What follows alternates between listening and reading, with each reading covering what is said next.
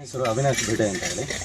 ನಾನು ಶ್ರೀ ಕ್ಷೇತ್ರ ಧರ್ಮಸ್ಥಳ ಗ್ರಾಮಾಭಿವೃದ್ಧಿ ಯೋಜನೆ ಪ್ರವರ್ತಿತ ಶಿಶಿಲಾ ಅರಸಿನ ಮಕ್ಕಿ ವಿಪತ್ತು ನಿರ್ವಹಣಾ ಘಟಕದ ಓರ್ವ ಸದಸ್ಯನಾಗಿದ್ದೇನೆ. ಬಾಲ್ಯದಿಂದಲೂ ನಮ್ಮ ಭಾರತೀಯ ಸೇನೆಯನ್ನು ಸೇರಿ ಭಾರತಾಂಬೆಯ ಸೇವೆ ಮಾಡಬೇಕು ಅಂತ ಹೇಳುವಂಥದ್ದು ನನ್ನ ಹಂಬಲವಾಗಿತ್ತು. ಆದರೆ ಕಾರಣಾಂತರಗಳಿಂದ ಅದು ಕೈಗೂಡದೇ ಇದ್ದಾಗ 2020ರಲ್ಲಿ ಶ್ರೀ ಧರ್ಮಸ್ಥಳ ಪೂಜ್ಯರು ಒಂದು ಶೌರ್ಯ ವಿಪತ್ತು ನಿರ್ವಹಣಾ ಸಮಿತಿ ಅಂತ ಹೇಳುವಂಥ ಒಂದು ಅತ್ಯುತ್ತಮ ಕಾರ್ಯಕ್ರಮವನ್ನು ಹಮ್ಮಿಕೊಂಡರು. ಆ ಕಾರ್ಯಕ್ರಮದಲ್ಲಿ ನಾನು ಕೂಡ ಸಹಭಾಗಿಯಾದೆ ಹಾಗೂ ನನ್ನ ಆ ಬಾಲ್ಯದ ಕನಸನ್ನು ಈಡೇರಿಸಿಕೊಳ್ಳುವತ್ತ ನಾನು ಇವಾಗ ದಾಪುಗಾಲಿಡ್ತಾ ಇದ್ದೇನೆ.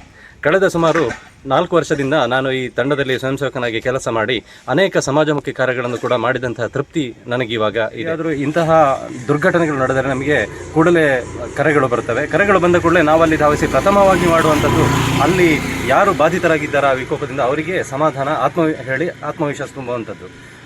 ಅದಾದ ನಂತರ ನಾವು ಅಲ್ಲಿ ಏನು ವಿಕೋಪಕ್ಕೆ ದುರ್ಘಟನೆ ನಡೆದಿದೆ ಅದರ ಬಗ್ಗೆ ನಾವು ಆ ವಿಚಾರವನ್ನು ಕೈಗೆತ್ತಿಕೊಂಡು ಮುಂದಿನ ಕಾರ್ಯಾಚರಣೆಗಳನ್ನು ನಡೆಸುವಂಥದ್ದು. ಇಂಥ ಸಮಯಗಳಲ್ಲಿ ನಮಗೆ ಎಲ್ಲ ಇಲಾಖೆಯವರ ಬೆಂಬಲ ಕೂಡ ಇರ್ತದೆ. ಶವಗಳನ್ನು ಕೂಡ ಮೇಲೆತ್ತುವ ಕಾರ್ಯಾಚರಣೆಗಳಾಗಿರ್ಬೋದು, ನಾವು ಪೊಲೀಸರಿಂದ ಸೂಕ್ತ ಮಾರ್ಗದರ್ಶನವನ್ನು ತೆಗೆದುಕೊಂಡೇ ಇದನ್ನೆಲ್ಲ ಮಾಡಿಕೊಳ್ತಾ ಬಂದಿದ್ದೇವೆ. ನಮಗೆ ಈ ರೀತಿಯ ಕಾರ್ಯಾಚರಣೆಯನ್ನು ಮಾಡಬೇಕಿದ್ರೆ ನಮಗೆ ಧರ್ಮಸ್ಥಳ ಗ್ರಾಮಾಭಿವೃದ್ಧಿ ಯೋಜನೆಯ ಕಡೆಯಿಂದ ಅನೇಕ ತರಬೇತಿಗಳನ್ನು ಕೂಡ ನಮಗೆ ಒದಗಿಸಿರುತ್ತಾರೆ. NDRF ಹಾಗೂ SDRF ಯೋಧರೊಂದಿಗಿನ ಒಂದು ಒಡನಾಟ ನಮಗೆ ಅತೀವ ಸಂತಸ ಹಾಗೂ ಹೆಮ್ಮೆಯನ್ನು ಕೂಡ ತಂದಿದೆ.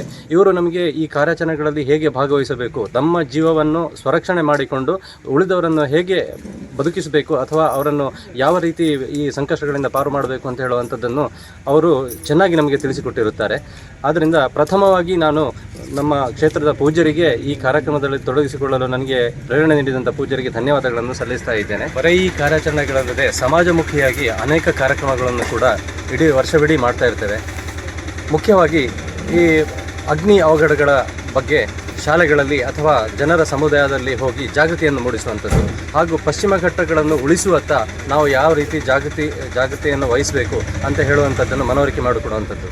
ಅರಣ್ಯ ಇಲಾಖೆಯ ಸಹಯೋಗದೊಂದಿಗೆ ನಾವು ಕಳೆದ 2 ವರ್ಷದಿಂದ ಇತ್ತೀಚೆಗೆ ಶಾಲೆಗಳಲ್ಲಿ ಕಾಲೇಜುಗಳಲ್ಲಿ ಈ ಅರಿವಿನ ಜಾಥಾಗಳನ್ನು ನಡೆಸ್ತಾನೆ ಬಂದಿದ್ದೇವೆ.